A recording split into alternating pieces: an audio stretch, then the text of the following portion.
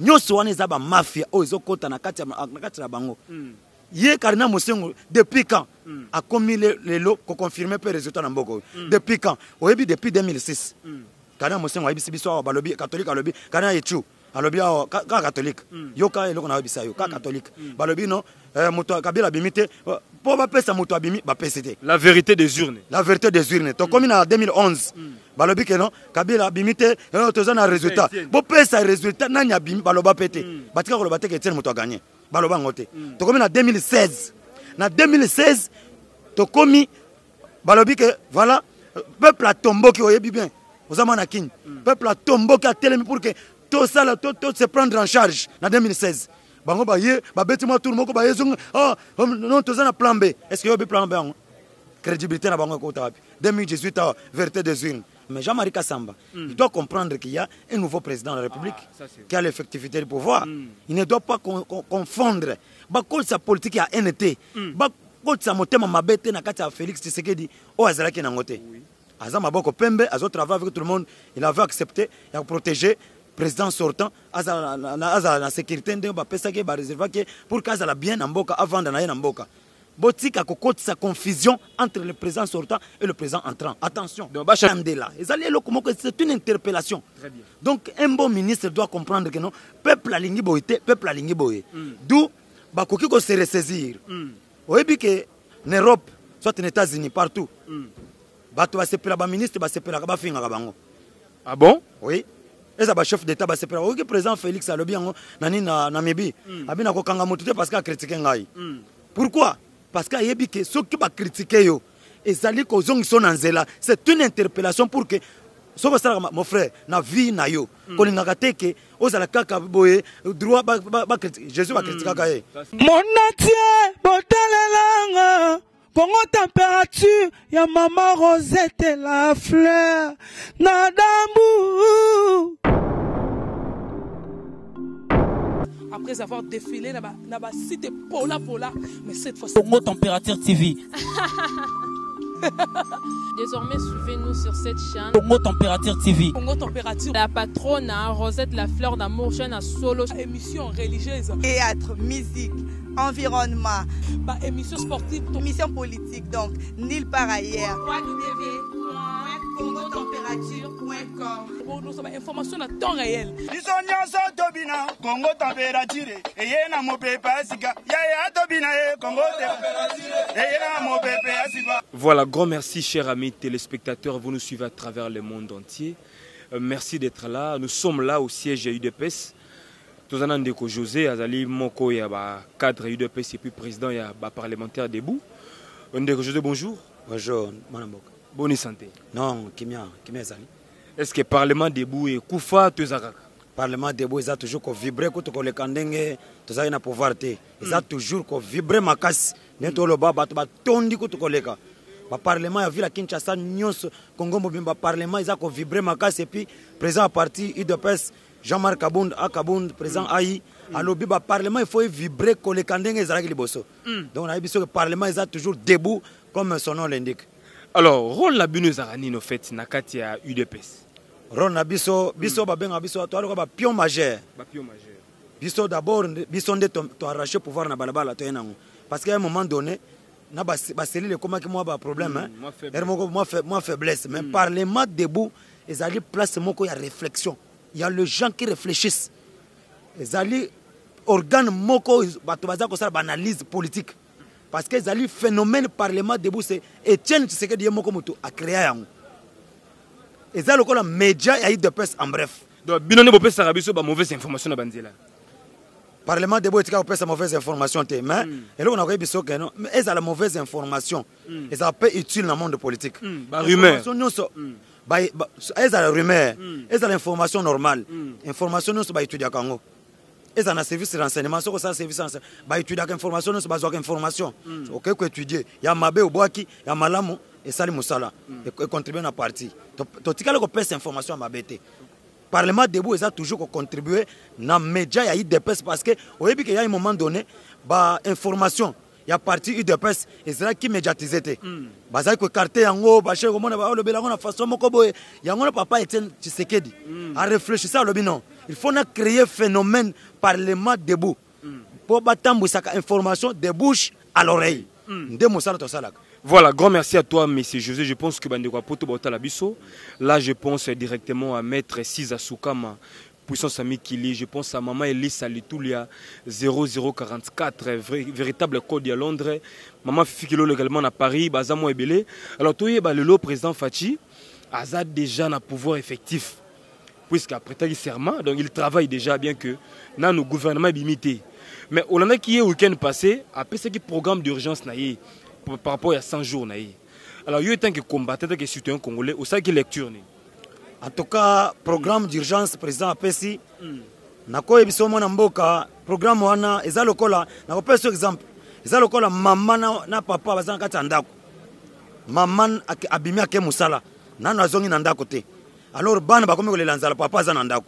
Papa le bête tobet tata moi lo sabulai pour que bana ba dame. Yangwana urgence président Abeti. Ah OK, ça en attendant. Et ça en attendant gouvernement parce que le gouvernement ne bimité.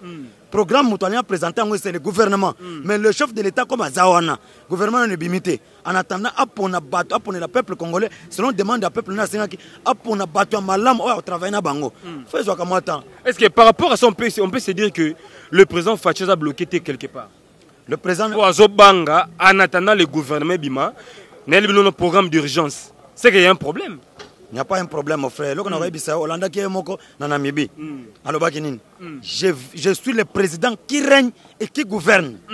Je ne suis pas le président au Azaka Corénien, mais Azaka gouverner. C'est-à-dire Azaka président, Azaka effectivité, il y a pouvoir naï. Plein pouvoir. Azaka plein pouvoir. Botikaye, Azaka travailler dans des mots silence, dans des mots calme. Constitution est très claire. Le président bientôt, et je vous assure que bientôt, dans quelques jours, dans les jours qui viennent, il va nommer l'informateur. L'informateur pour qu'il identifie la majorité. Mais FCC Ling Makambonate. Comment? Tu ne peux pas. Il n'y a personne qui est au-dessus de la Constitution. FCC, c'est une plateforme électorale. La majorité, on va identifier la majorité dans des partis politiques. FCC est-ce que FCC est au-dessus? Par rapport à la coalition à Bango, Bango a plus de 350 députés d'office. Baza déjà la majorité parlementaire. Donc ça ne sert plus à rien de désigner un informateur. Passons directement à l'essentiel, c'est la nomination du Premier ministre. Mais en 2006, le président sortant Joseph Kabila avait la majorité. Pourquoi il avait nommé l'informateur? Guizeng Antoine. En 2011, le président Kabila avait la majorité. Ah, oui. Pourquoi il avait nommé l'informateur? Mondo Simba. Les lots, ce qu'on va pousser le président à nommer informateur, à violer la Constitution. Ça ne se passera pas, mon frère. À l'UDPS, on respecte les tests. Je vous assure, le président va respecter les tests. Il va nommer l'informateur dans les jours qui viennent et il va procéder par la nomination d'un Premier ministre. L'informateur va étudier, à tambola, pour identifier la majorité. Nani, quand même, pour Nani Bazobang. Bang la majorité. Informateur Moussa Neza identifié Nani, la majorité. Vous voyez bien que PPRD a candidaté à la présidentielle pour votre information. Bon, Chadari. Chadari a candidat indépendant. C'est Niamo contre le Bango. Chadar a candidat indépendant. UDPS Azalaki na candidat naïe. Au présentant Félix Antoine Tshisekedi a outaki na UDPS. Pourquoi les lots? Candidat du parti. Candidat du parti. Avant Alliance Yakash. PPRD Azali a candidaté. Chadari a déposé candidature. Seigneur Lobi que non. Chadari Azali candidat indépendant. Oui bien, oui bien. Mais aujourd'hui, on a majorité par majorité au Tchouapi. On va comme une majorité parlementaire. Est-ce que FCC va comme ça un parti politique? On va comme bloquer. Donc, va tomber dans le piège. C'est là où tu as. Donc, il y a des gens qui vont s'agiter. Pourquoi? Il y a que Félix est un homme intègre. Aza maboko pembe, azolu kabato maboko pembe. Ba comme ko pousser président républicain. Pour ba yebi que ce facha atene informateur ba panzana. Mais tant qu'on est limité à jour il y a programme d'urgence tout le monde qui ba wolo li ba ministre mususu en sa présence. Ba wolo ndeko be minako ba wolo ndeko Thomas Luaka et tout ça et ça la qui binondeni en fait. Na féliciter peuple congolais makasi pour la maturité naé. Peuple congolais a félicité pour Naniaza comme mature. Azolandela, c'est une interpellation. Donc un bon ministre doit comprendre que non, peuple a lingi boité, peuple a lingi boé. D'où bakoki ko se ressaisir. Oyebi que en Europe, soit aux États-Unis, partout. Bato basepela ba ministre basepela ba finga bango. Ah bon? Oui. Et ça ba chef d'état basepela. OK président Félix alobi yango nani na Namibie. Abina ko kanga motuté parce qu'a critiqué ngai. Pourquoi? Parce qu'a yebi que ceux qui ba critiquer yo ezali ko zongi son nzela, c'est une interpellation pour que soko sala mon frère na vie na yo. Ko lingaka teke ozala kaka boye droit ba critiquer. Jésus va critiquer kaye. Mais bango siko bazomona que non, ndé ba critiquer bango peuple a interpeller bango pour que bazonga na nzela. Pourquoi? C'est une interpellation pour que va se ressaisir, bazonga na nzela, na na habité que ba nyoko biso na mboko. Voilà. Combien de bateaux sokotam autant na boto za kinwa. Combien de bateaux za libanda? Mais likolo bateaux na, bateaux bazanga tonga. Insécurité. Insécurité. Bateaux bazoko fa chaque jour.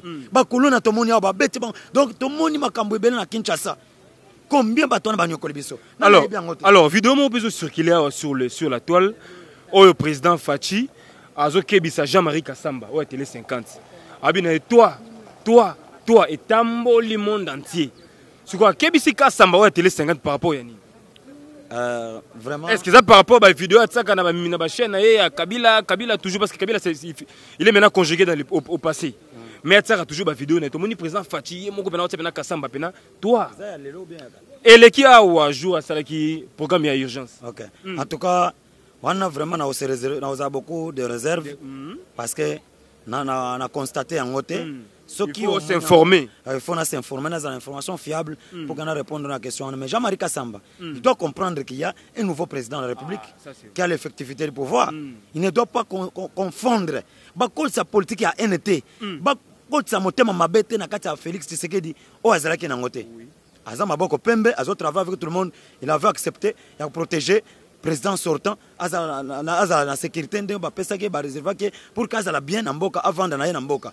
Botika kokoti sa confusion entre le président sortant et le président entrant. Attention. Donc va changer Boulté. Va changer Boulté. Merci beaucoup. Va changer Boulté. Va changer Fachi Boulté. Va changer Fachi Boulté. Parce que Fachi c'est quelqu'un qui aime les gens. C'est quelqu'un qui est très bien éduqué. Va pousser na kosala mabe moko boité, va changer Boulté. Esprit à revanche. Esprit à revanche à boya kiango. Pas de chasse aux sorcières, mais chacun des Kabili doivent se respecter. Il faut mettre en place. Jean-Marie Kassamba a éternelle place. Il a éternelle place. Il a travaillé, il a mis un professionnel. Quel professionnalisme il y a la bêtise. Est-ce que professionnalisme, il y a la bêtise. Il y a un conflit entre les bateaux, ils collaborer bien. Non, tu n'as pas de quoi. Tu as dit que tu as posé à témoigner un jour, à dévaler un jour, parce que tu as des droits bandits. Aux alanani, ce qu'on met qui dévie à côté, aux informations fiables, n'importe quoi, tout sera arrêté. Alors, par rapport, il y a un discours, tout le monde a sortie médiatique, qui a été Mosengo cardinal, tout le monde a Ndeko Katumbi, tout ça. Au sali résumé na aux années. Résumé de Konangai, et là on a Webisayo. L'église doit jouer sa mission, mon frère. Cardinal Mosengo, c'est une personne respectueuse, autres gens qu'on respecte. Sans le savoir qu'il y a une ambition politique. Alors, Cardinal Mosengo, souci na Yezalaki que yé tokende to exiger transition sans Kabila, ya zoyango. Il a abogaga sultane naye akomi koluka veste pour que y a la veste présidentielle à la présidente transition. Ce n'est pas le cas. Token élection. Mon amboka Joseph Kabila habité token élection. Félix Alobi token élection. Élection et Salami. Félix a gagné les élections du 30 décembre. Confirmé président. Confirmé chef de l'État par la CENI et la Cour constitutionnelle. Il y avait les gens qui avaient doute que non, Nanga a coquille cité comme Félix Tinamounoukonaye. Tu bangas qui surtout. Ah, c'est ça qui est comme moi. Mon qui Nanga bimi a cité parce que Félix a zlaki na résultat moko incontestable. Na président la CENI a bengi mutunaye à lobby moyen contester résultat oyo zate. Il a été voté massivement. La Cour constitutionnelle, aux organes compétents. Et bien, monsieur, est confirmé le résultat. Mais Cardinal Mosengo, Otoyebi, Toyebi, Aza Cardinal, Aza peut conseiller à papa, mon niveau, mais c'est un conseil d'imam. On a conseillé papa, Bazaï 3, Mindel me balé naïe, 3e, Ponanin. Nous sommes zaba mafia, Ozo Kota, Nakati Bango. Yé Cardinal Mosengo, depuis quand a commis les lots pour confirmer le résultat dans Boko? Depuis quand? Oyebi depuis 2006. Cardinal Mosengo, Oyebi Sibiso, Balobi, catholique à lobby, Cardinal Echu. alobi awa ka catholique yoka eloko na yebisa yo ka catholique balobi non moto Kabila bimite po bapesa moto abimi bapesa te la vérité des urnes to komi na 2011 balobi ke non Kabila bimite toza na résultat bopesa résultat nani abimi baloba pete batika koloba te ke Etienne moto a gagné baloba ngote to komi na 2016 to komi balobi ke voilà peuple a tomboki oyebi bien ozama na kini peuple a tomboki a telemi pour que tout ça tout se prendre en charge en 2016 bango baye babeti moi tout moko baye zonga non toza na plan B est-ce que yo bi plan B en crédibilité na bango ko tapi 2018 vérité des urnes bo pesa ben la contredire abisi à seule déclaration en tant que citoyen congolais alors yeba niveau ni bazui donc comme na balance 5 azon di mail souté et puis a ben chola ko lobano ngai so na 5 ko vérité des urnes na bana ko lobaka pourcentage ba pesi Félix ezaki muke azwaki na pourcentage ebelé wana chola moto contredire alors ndeko Katumbi pa lobaki a pesi position na ye MLC pas bien ko se prononcer kala mingité bandeko lamuka mususu ba no région na bango cash bon par rapport à ndeko Moïse Katumbi nenga lobaki à reconnaître président Fachi mais a-t-il toujours dans opposition yo lobini mais ndeko Moïse Katumbi ndeko na wabisa on politique hein politique est mystique ko ça na politique te bandeko bayaki comment tango basangani président ibisi bango président bimi ba confirmer tout ça mutu nyonso mais surtout la communauté internationale reconnaître légitimité à Félix Tshisekedi na légalité na ye communauté nationale ba reconnaître mais oyo zanani oyo ko boya résultat basta la campagne à l'américaine biso la campagne biso à la congolaise voilà les résultats bango bandi ko s'entêter ba komi ko kota na ba kabale moko boye ko préparer ba biloko moko boye mondela lobi net na nzamba confondre bango lelo so Katumbi azo na mboka na ye et ça problème tête tozoka zo se déclarer ba tunaye baza déjà dispersé oyebi yango on ne peut plus parler de la muka est dissous za dissous la muka za dissous mais ndeko Matungulu azali ndeko Bemba azali ndeko Pena na Muzito bazali est-ce que on a déjà marché à Jean-Pierre Bemba na kati ya ville à Kinshasa il y a MLC Zarate MLC un mouvement rebelle MLC un parti politique était Matungulu azana base était Falo azana base était un petit azali leader d'un petit parti politique qui n'enregistre aucune adhésion Falo atamboli out bakiri bazolandaye d'abord bazo peste na message étranger voir même bazolanda de pas à pas makambazo sala Muzito monite entre Muzito na Fayulu qui pouvait nani alanda moninga na sim dans la minute au 15 à Kofi mais Muzito pouvait récupérer la leadership quand même Facha linga fulaye mais ami bomi moko politiquement na minute azana 16 à par terre azana eloko azana mutu moko tazolanda na sim nayi Muzito azelo côté alors rapidement toyeba le gouvernement Zoya tebité soué na bino bandiko IDPS sikoyo tout le monde est ndeko Kabila pour que an nommé premier ministre abanda ko senga na bino bandiko opposition 3 noms yemoko ko sala choix na ye est-ce que cette fois-ci ndeko Fachi ba imposer kombo na bandiko FCC to bino be bo senga kaka même procédure ba pesa ye 5 noms 3 noms yemoko pona ye tout boke na ndeni oyebi ndeni ni ngala yo tuko biso likambo ya informateur on ndeko OK so ba nommé informateur oyebi ndeni que majorité oyazo azokomisa kezaya ye eko koma pe akashi oyebi ndeni que premier ministre akota na kashi par rapport à dynamisme politique par rapport à dynamisme politique parce que chaque député n'azawana azana souci ya kozala pe na confiance à nouveau président de la République a besoin a ambition na EP azama ambition na EP politique pourquoi parce que Fachi pe azoluka na bango nyonso ande bazana semana ye eza ba miso pe bazoluka Fachi blanchir bango parce que Facha za maboko pembe so au travail na yo pe comme maboko pembe au changer système façon de se comporter et loko na mona ki mabe na ndeko Kabila ezala ki akosigner se bato na charte de fidélité ça n'existe pas ça montre que azana suka aza soufflé pourquoi yo oko se bato na ferme na yo lo bagano bo signer charte de fidélité engagement donc de rester fidèle mais ba ko rester fidèle na ndeni aussi longtemps que faut tu ko lo ba eloko mutu awa mutu no azana posa na ambition politique azana ambition politique na yo et ambition politique à mutu te tant on lo ba que na azana 350 jour à 500 bato na est-ce bazali 350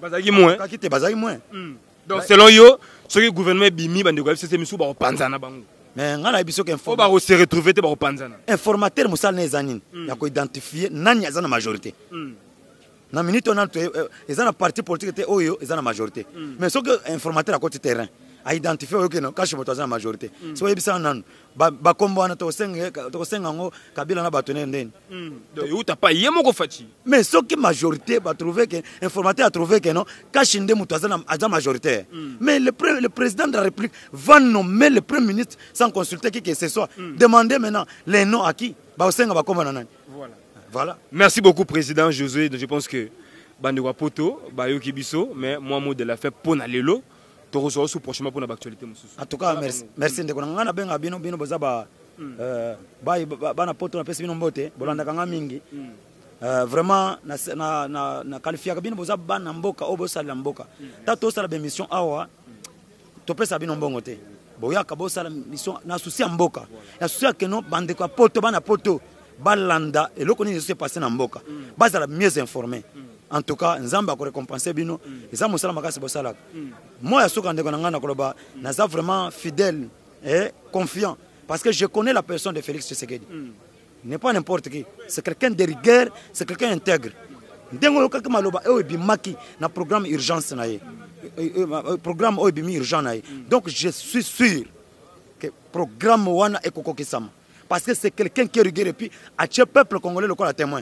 Bino peuple bo vérifier ka bato wana bo contrôler misala ndeko salam et puis alors que ces personnes susu a pesi valeur na ba congolais ba OVD ba office de route tout ça a pesi valeur na ba congolais a pesi ba congolais musala donc ben jeune na biso ba se retrouver et le président alanda rythme wana ba jeune congolais ba na misala et loko na ko biso ndeko na ba congolais ba mael mingi to banda ko se négliger to se négligeaka en tout cas je dis na person merci pour la émission na bino na pesi vraiment encourager chef de l'état et fait na féliciter na programme na parce que neto lo ba lelo chantier ba to ba ko déjà musala ba déjà sur toute l'étendue ni ka cibler ba province pour na ba nini ba saute mouton net ba place au ba moutage ça la pour éviter ba moutage ba na courant 59 cabines na ville ya Kinshasa o tika courant na ndako bimi OK musala ozongi olali na courant olamuke na courant donc courant gozala mai donc ba biloko wana nde ba biloko ba sengaka urgence au peuple azana pour ça en tout cas social la population yoki na lobby sur le plan mine politique à gagnant en tout cas loko wana na féliciter président Makasi azana souci mboko et puis ba kinois na ba congolais ba ça les confiance mon konza osala makambo ya bien to pe ses chances nzamba protéger nzamba pese maela sika asala makambo ya minene. Et ça a un avantage na biso. Tout ce qui a confusion, tout ce qui a politique à haine, na tribalisme. Tout ça uni, la RDC unie imbattable. Merci beaucoup Ndekonanga, je pense que Bandeko Basipé na discours na yo. Un grand merci à Pico Kiedi Kasongo, notre partenaire. Merci également justement au numéro de téléphone. Un grand merci également à Maman Elise Salitoulia 0044 véritable code à Londres. Merci à Maman Fifi Kilo à Paris. Merci à Glody Mandangi Machudan à Paris. Merci à Bertoni Mako et Général Star Plus depuis Canada. Merci également à Maréchal Souveillé, le jeune patron depuis Dallas. Restaurant Yolo Ezo, c'est la référence. Donc faites un tour là-bas, consommons congolais. Merci à tous nos vrais bateaux Batal Arabiso. Donc abonnez-vous massivement. Abonnez-vous encore une fois massivement. Encouragez-nous. Je pense que ça l'Abiso bien. Bandego ya Maroc, Angola, Afrique du Sud, un peu partout. Merci à vous. Alors votre numéro de téléphone pour nos contacts. Merci Ndeko 090 45 78 432. En tout cas Ndeko Nabino José Bolanda Mingi 090 45 78 432. On a les numéros de téléphone, on a ça là, on a ça numéro moko. Na pesi bino mbote. Merci pour la bonne compréhension. Merci. Kitoko. On est ensemble. Mon atier, botelelanga, Congo température, ya maman Rosette la fleur, nadambu. Après avoir défilé là-bas, cité Pola, mais cette fois Congo Température TV.